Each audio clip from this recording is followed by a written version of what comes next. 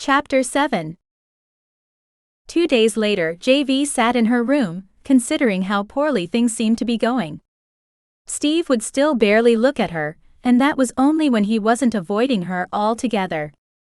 She knew in order for their attraction to grow, they needed to spend time near one another. That was the way the kitsune mating instinct worked. The more time they spent together, the more they would be drawn to each other. She didn't want to force him into anything, but she had hoped with time he would come around.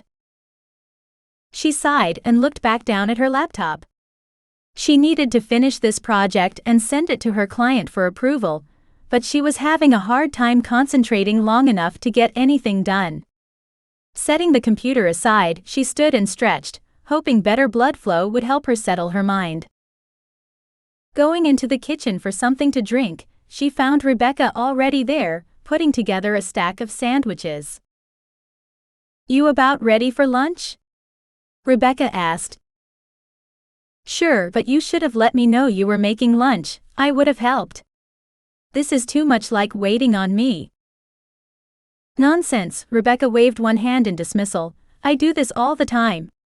"Here," she set several sandwiches to one side, "why don't you take Steve his lunch?" JV brightened.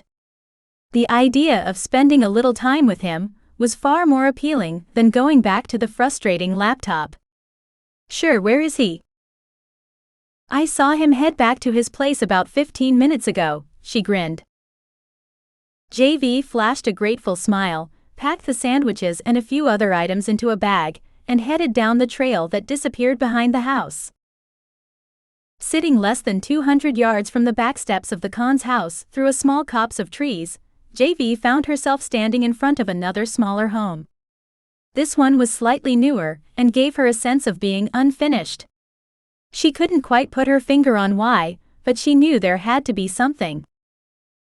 She stepped up on the porch that stretched the entire front of the building and raised her hand to knock. Before her knuckles struck the wood, the door opened beneath her fist,